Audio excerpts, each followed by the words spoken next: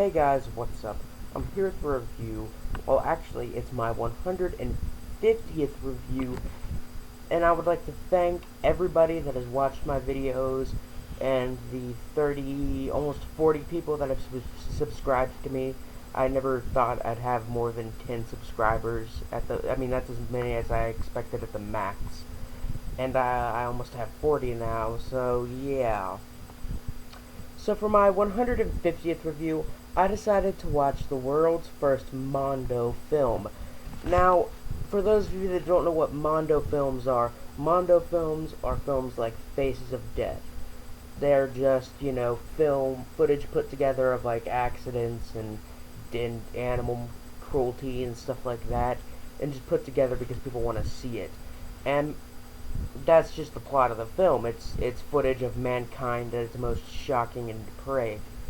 The film starts with footage of a dog being dragged to its death, and that's pretty sad to start with. Then a gathering for some kind of statue and shots of the city from street view, and women crowding around a man because he's Italian. I'm not even joking. That's like the first 10 minutes. At this point, I was wondering if I was watching the right movie.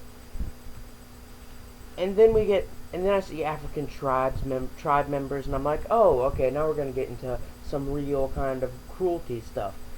It's them going and swimming in the water, and then shots of a woman breastfeeding a pig, while the men are out beating hogs to death, and setting them on fire to feed the tribe.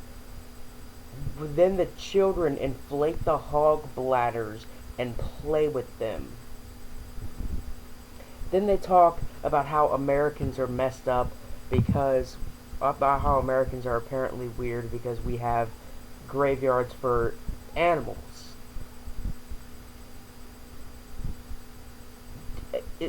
I don't get it. I don't get why that's so weird. So anyway,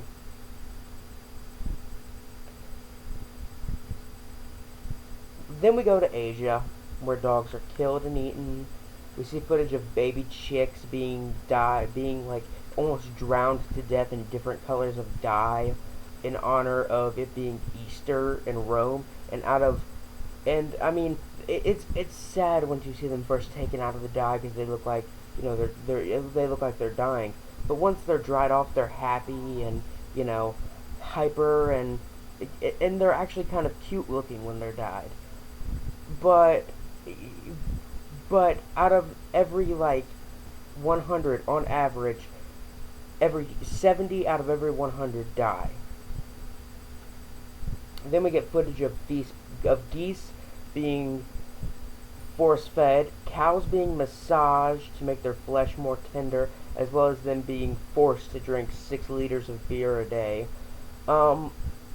People eating weird eating habits around the world. People in New York eating bugs and stuff.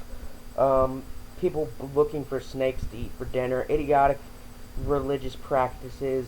Lifeguards. I don't know how that's shocking or controversial or weird. Fishermen who were deformed by shark attacks. Sharks being force-fed sea urchins so they die a slow, painful death that takes at the minimum of a week.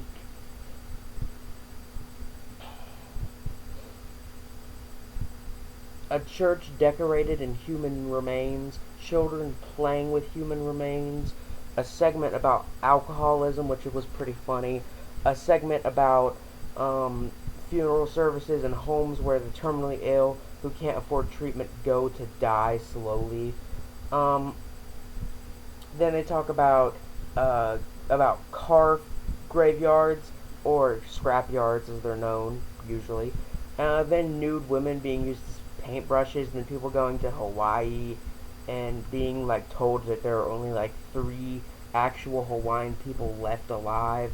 It's like this film is called a shockumentary. It's supposed to be shocking while showing something that's real, but it's not that shocking. Anyway, after that we get some footage about cross-dressing soldiers and beheading live bulls. We get footage of people being killed in the running of the bulls. We get footage of we get more footage of African tribes, and that's what the film closes with. I will say, while this movie isn't as shocking or as good as Faces of Death, which is probably the best Mondo film ever created, and one I would suggest to just about anybody, even if they're squeamish, this one's still interesting and pretty entertaining in a somewhat campy, messed up sort of way. Now, on the gore meter, I'm not going to give the full rundown because this is my 150th review, and I've got to take a piss like crazy. So I just want to finish it off real quick.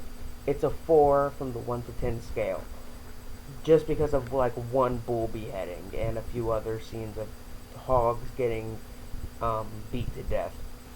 It's still a pretty cool, interesting film, and it's at least worth watching once. I give it 3 out of 5 stars. Anyway, guys, thanks for watching. Thanks for subscribing. This is me celebrating my 150th review, and my probably almost the 8-month anniversary of my channel becoming a review channel. So yeah, I'm kind of happy about that. Anyway, guys, I'm Biscuit Boost 69 signing off. Peace.